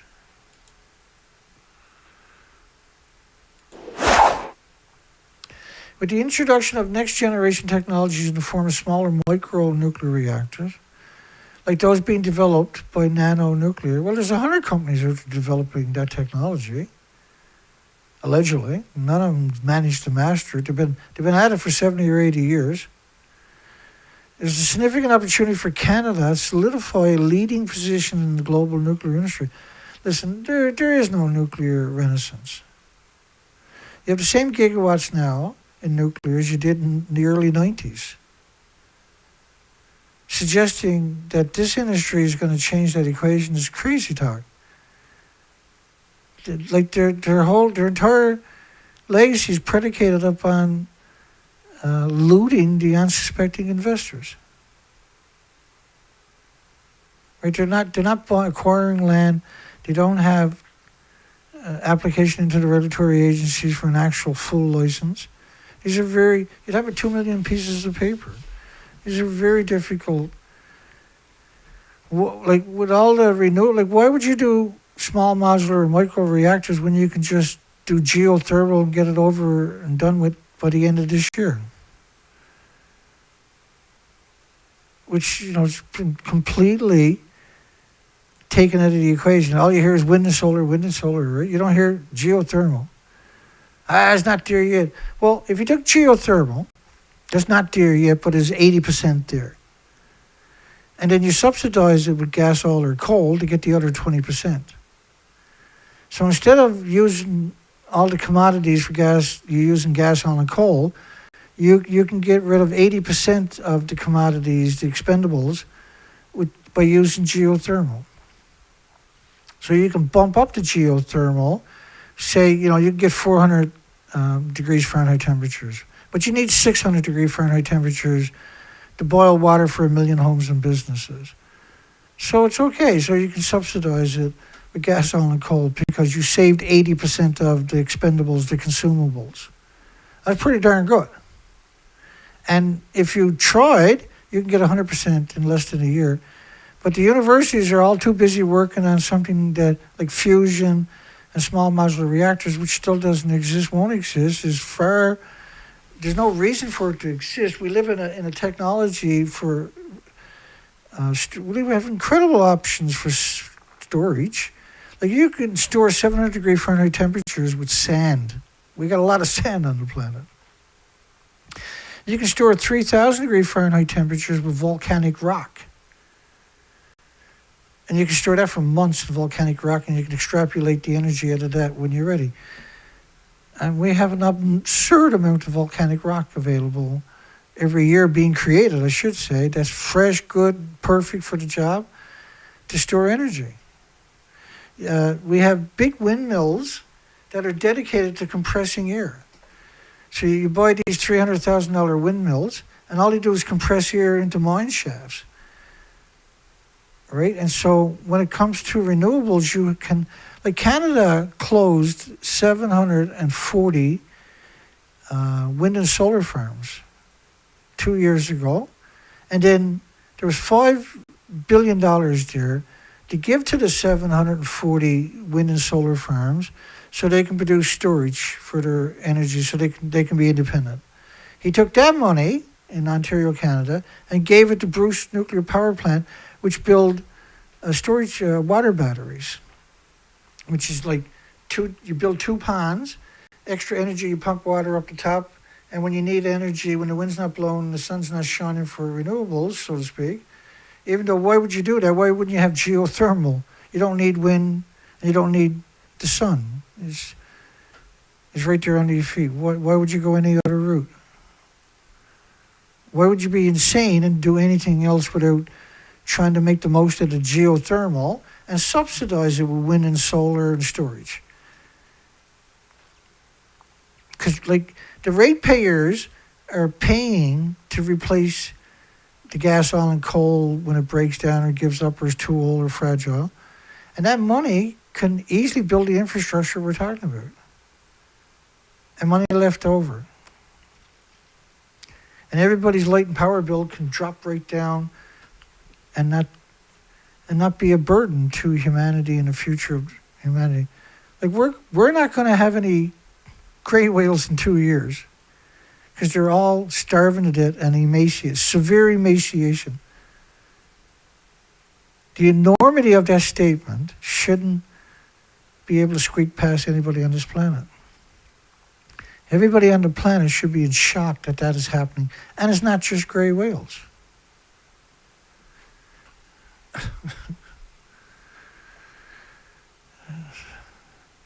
NANO is crazy.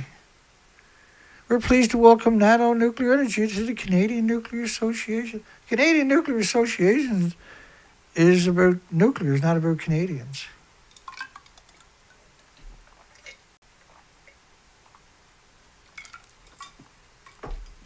And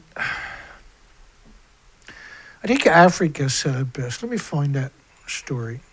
It was a few years back, but it's a really important story.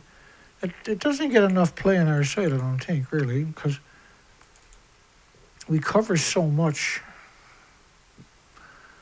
I'm pretty good at finding this stuff, sadly.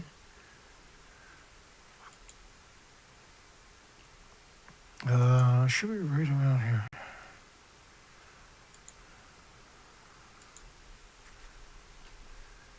I will find it. Give me a moment. What's crazy is when I start going through the old stuff, I find all this other stuff. It blows my mind.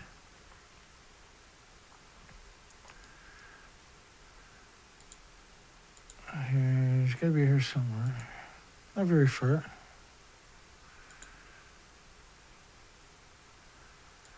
The problem is, because we have so much for so long, you can't keep up with it. You just bear with me a little bit longer, we'll get it. Oh, I think it's right here somewhere. Nope. Like, these headlines are nuts that I'm reading on my own here, but I think it's right in this section right here.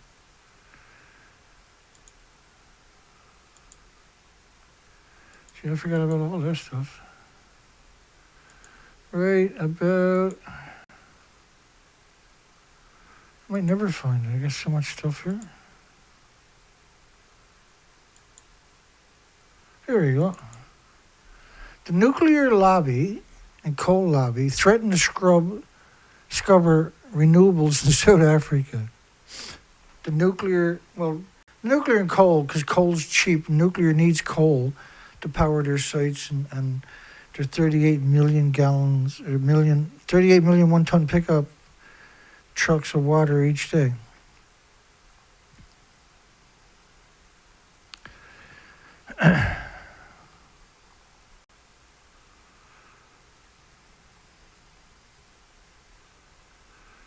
Don Vincent wants to know, did his comment get detracted? Let's have a look, Don. Give me a second, buddy. Dana, he's talking about Dana N. Dana Nasana. Did my comment get detracted just now? Let's go back. Total grift mode, no. If it gets detracted, you'll see it.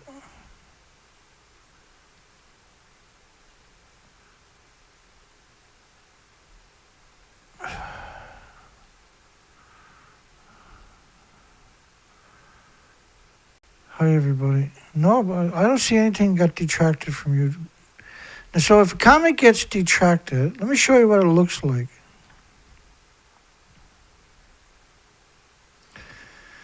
Don? Now, Don, this is nothing personal. I'm going to delete this comment because I want you to see what it would look like. I'm going to try to restore it right away. If I don't restore it, everybody sees it because it's on the screen, right? So I don't mean any disrespect by doing this to you. I'm going to remove your comment, so it's removed. It says, message is deleted by the environmentalist Dana Durnford. View the deleted message. So I can click on the message and there it is, right? Now, I'm not blocking you or anything like that. And I want to show you that so you can see yourself the difference. That's all I've done that for. And it's because the comment now is in part of the video. It's not like I didn't delete it. I wanted to give you an example of what it would look like. And so I don't see that attribute in your comments. But YouTube is notorious for... See, and now you retracted your message and look what it looks like on my side, right? Yeah, that's right, Don. But you can see it shows up on my end as, hang on, message retracted. Okay. I know, because you got a legitimate concern, and I hear you, man. But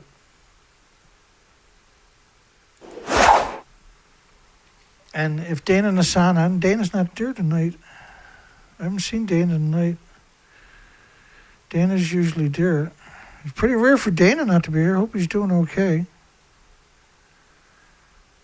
It's really rare not to see Dana. Or James. Well, James got a pretty legitimate reason. He's that poor boy he's hurting. I can tell you that right now. He's going through some serious pain. I should reach out to him to see how he's doing, I suppose. Maybe tomorrow I'll do it. I just don't want to bother him. I know I've been through it. I know the pain. It's just horrific, eh? NANO Nuclear Energy joined the Canadian Nuclear Association mission to support the development of nuclear energy technologies in Canada, including advanced nuclear technologies. Now, normally this is where my show ends right around now. But because I was 20 minutes late, I'm pretty good. I ended up in the bathroom. There's nothing I can do about it. I was like, oh, crap, I got to go to the bathroom. So we started 20 minutes late, so we'll keep going for another 15 minutes. We're proud to join the Canadian Nuclear... I bet you are. That must be some coup for the NANO Nuclear to join the Canadian Nuclear... It's absurd, right, that they joined the Canadian Nuclear Association. They don't even have a product. And they're not good people. There's nothing good about NANO Nuclear. They've ripped off absurd amount of investors. They're a Ponzi scheme. They're highly unlikely to come up with a product like the other 100 small modular reactor companies. The Canadian small modular reactor, I mean, 24-story building. It's the farthest thing on the planet. It's 50 feet taller than Fukushima's massive reactors. So calling it a small modular reactor, it doesn't matter, right? People are like, oh, we're building a small modular reactor. This is wonderful. What are you talking about? It's a massive skyscraper. And then they claim that they're a leading small modular reactor company when they don't even have a product. They're acquiring like bankrupted like ultra safe nuclear, which turns out to be the furthest thing from ultra safe, and went bankrupt. And they stole what, a couple of $1 billion from the investors, and then they went bankrupt, and then sold their patents and licenses, which were garbage. They don't have a product. It's a fictional patents and licenses for the worst product in human history, which are actively seeking to develop in Canada.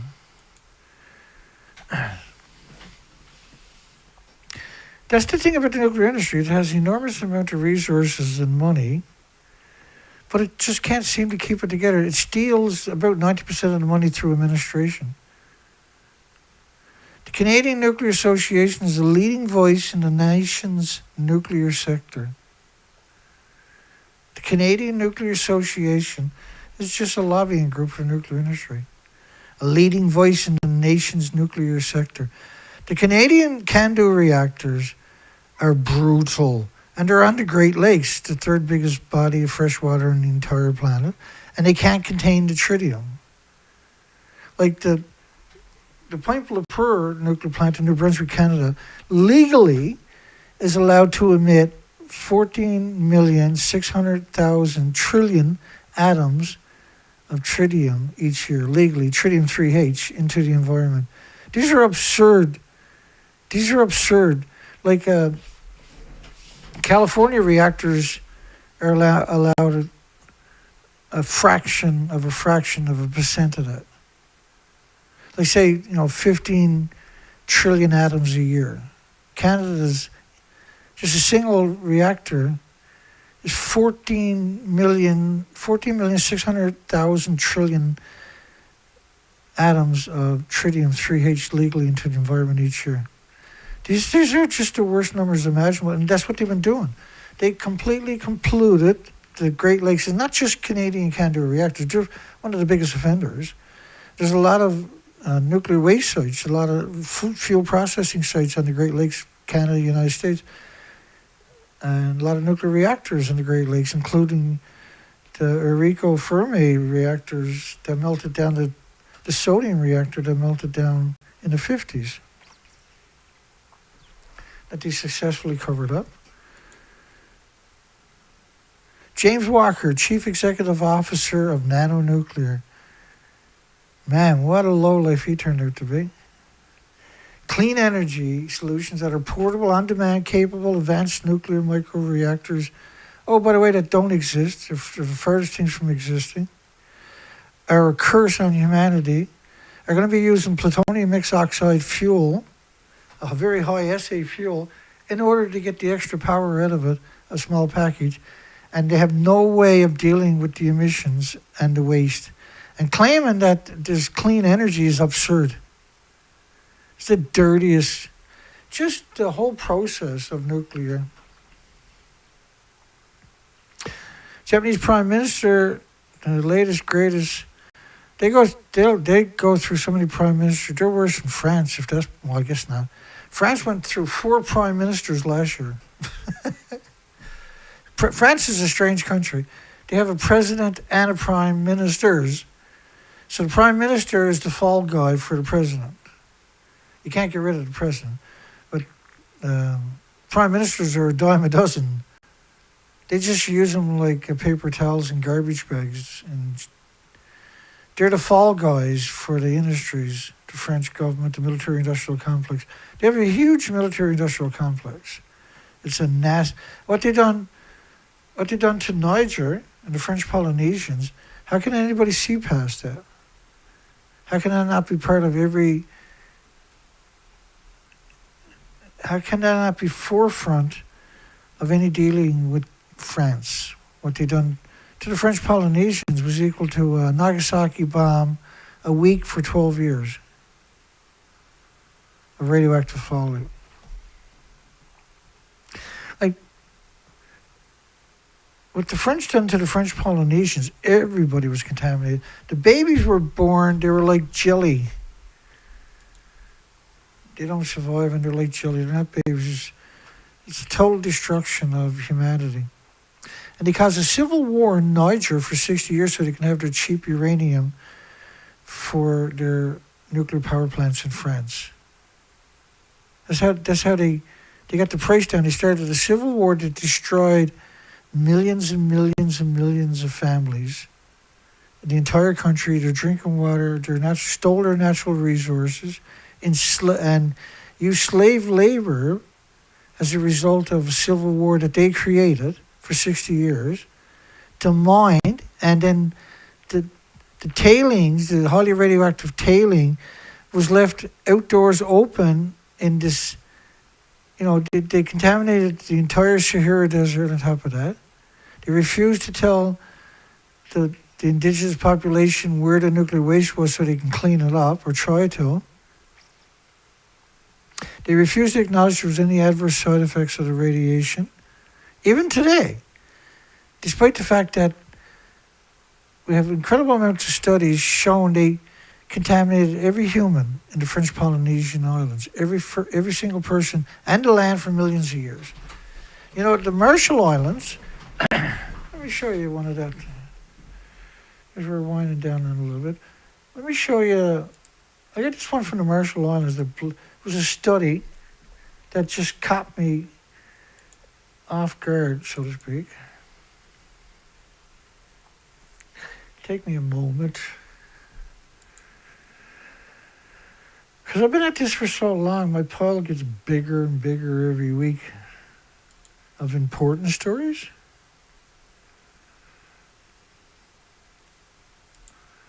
You actually can't keep up with it, right? Fallout, blah, blah, blah, blah, blah, blah. Renewables. Yeah, it's shocking.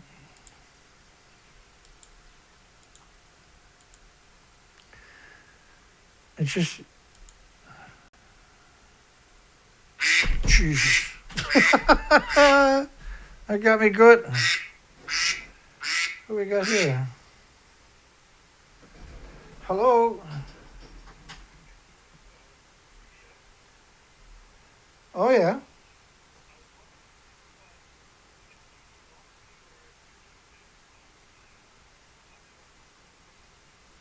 Let me have a look here. I didn't see it. I might have. Yeah, who knows? Anything's possible with me.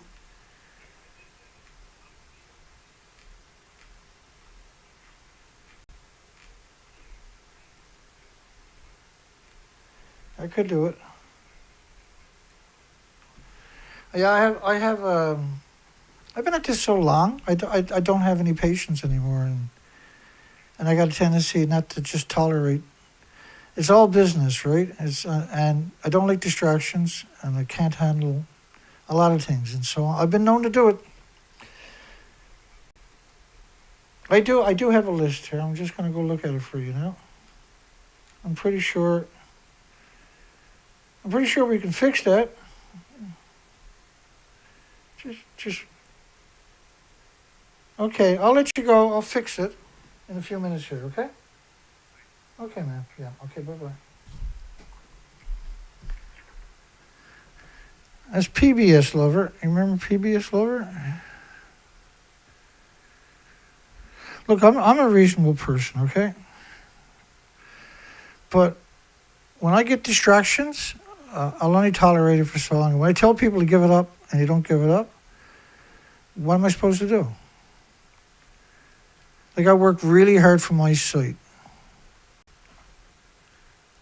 And when I get people in there that are not going to stay on topics, I'm not saying that's the case here, but I don't block people for just random stuff. I generally block people because I can't handle the distractions anymore. And they might not see it that way. Let me get in and resolve that one. Because I'm also a reasonable person. There's a lot of people that I have blocked over the years that have reached out to me and I unblocked them. And a lot of them got blocked again not too long after. I don't have the patience, right? I'm not going to fight with people. And I hate it. Like when I finally got to block somebody, it's not because I got a quick temper by any means at all. It's because it built up. And I don't remember why I blocked PBS Lover. He had a few suggestions of why I might have done it, his version, but I really don't know. I'm going to find it and unblock him. There's a lot of people who have done that for it. I'm not unreasonable. And I don't mind people reaching out to me either. It doesn't bother me, right? I don't see him so far. Oh, there he is. He's unblocked. Save. You're officially unblocked, my man. Thanks for reaching out. Again,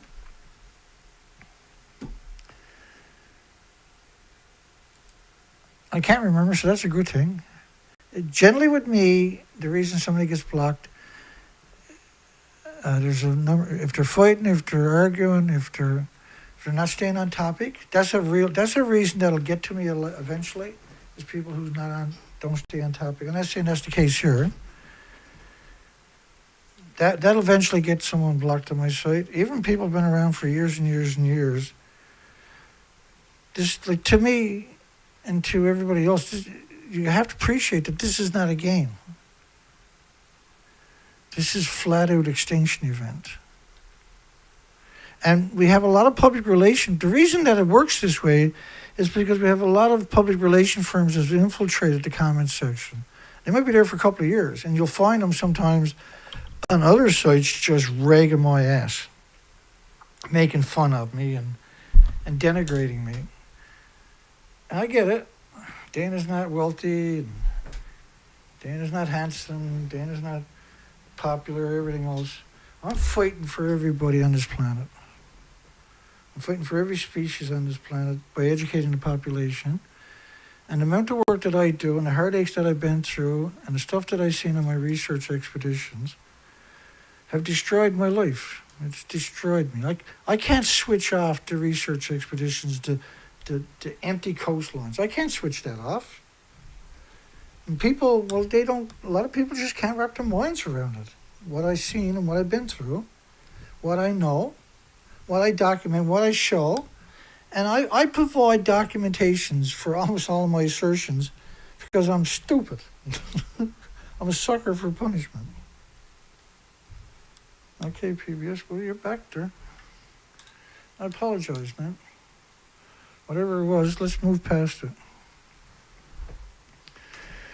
Let's get on the winning team here and let's get to war. Yeah, he's there. Look at that. Awesome. You're welcome.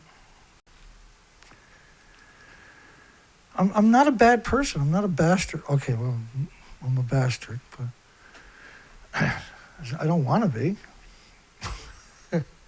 The industry created me. Blame the industry for my flaws. The industry wasn't such a nightmare. We wouldn't. Hi, Dana. Unusual not to see Dana. I hope you're doing well, buddy. Yeah, you're showing. Let me bring it up.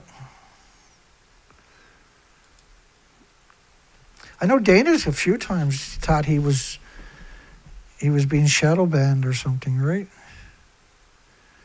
Dana Nasana and James Lucy, for instance, and a few other people are the rules, are the exception to the rules. These are people that have earned the right to say whatever they want.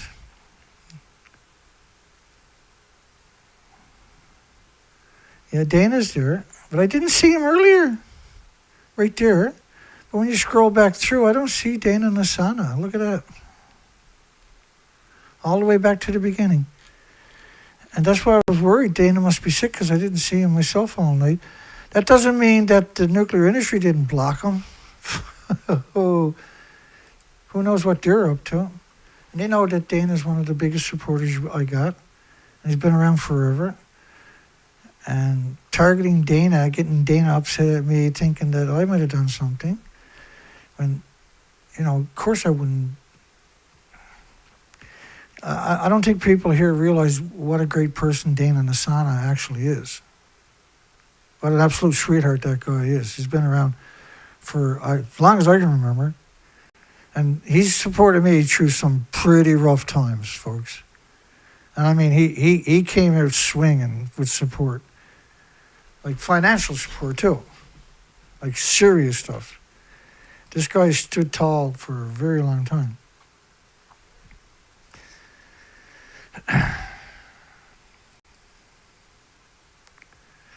I was coming down from the mountains, he said. That's probably why we didn't see him. He was trying, no doubt, but he wasn't able to get a comment to come through. Oh, that makes sense, Dana. Be careful up there, buddies. And in those bloody mountains. Well, I'm going to say we made it through a show. We're a bit late. I was 20 minutes late getting the show up and running because of things I had no control over. That doesn't happen very often here, I can tell you that much. I'm pretty reliable. If my show starts at 10 p.m. my time, usually starts at 10 p.m. my time. And we used to laugh about it because never early, never late was a typical thing. I'm getting older. I'm more busted up, and my health is not what it used to be. But I'm still pretty reliable. And we got another die-off show ready to go. I don't know when we're going to do it. I got a page open up out there right now. I got a show ready, which is around 500, 600 clicks on it. But I probably got 15 stories out there already queued up. And what I do with that is, because I can't keep up with it, is I'll take the URL and pull it into a folder. And when I got time, I'll pull that back over and screen capture those stories, right? I'll try anyway. The thing is, I got so much material that I can't get to.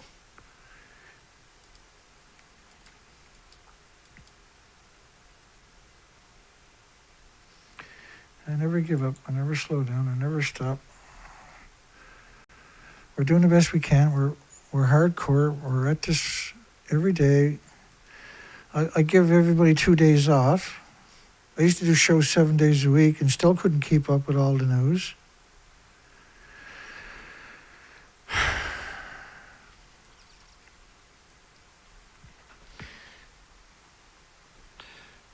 James put up a really cool song. His last song is a really, really, really cool song. We're going to play that tonight. James Lucet. I'll bring up his site here for you in a second. I put a link there. And if you're joining this show within 12 hours of the show being over, you won't find my comment section. Who knows what they're doing to me, but as far as I know, I'm the only site where my comments won't show up for 12 hours. The chat room. At 12 hours, 12 and a half hours, you come back and you'll find the comments. There's a link over to James' site to the original song we started out with, Nuclear Exceptionalism. And less than a gram. This was a 2-minute, 2.5 minute song. And that's what we're going to end the show on tonight. If you make it this far, don't forget to give us a thumbs up. Extra hugs for Colette. Bless your heart, Colette.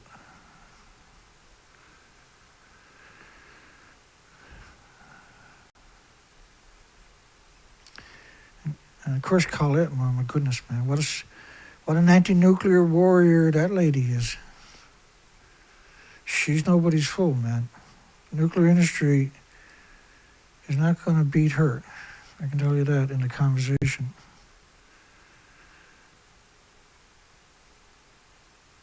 Okay, less than a gram. We're going to play that. I'm exhausted. I've been on the go since 7 a.m. I mean, out the door at 7 a.m. Hardcore. We're trying to salvage research. We're trying to get out there. We're limited, right? We're completely dependent upon donations to survive. This is the most frightening thing. I'm trying everything I can to come up with an income. I don't have a pension no more. And so it's terrifying, eh? The thought of, I'm going to have to come up with some kind of, and so I'm going to have to go in and do my Canadian pension plan early. Right? I got no choice but to go that route, which is okay. I don't mind it. I got books I'm trying to get published. I got a couple of companies. I haven't got a single phone call. These are good companies too, right? I got they took my pension. I appealed it twice, and now a third time. I don't know how, but I am not going away. We have to keep pressure on this industry by producing. Anyway, I'm just going to talk myself into a hole here tonight. I'm already exhausted. I will see everybody on the next show. Hugs for everybody. We're going to try to get back tomorrow night. Most likely will. I'm definitely going to be sleeping tomorrow for a while to catch up to the day, but hugs for everybody. We'll see everybody on the next show. Take care.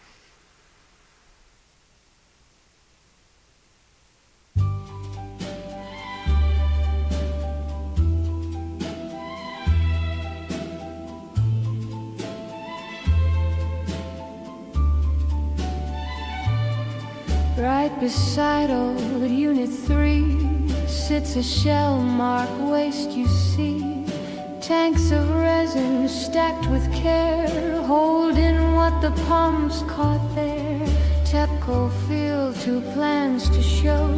One says yes, the other no. Each awaits a coming call. Neither clears the path at all.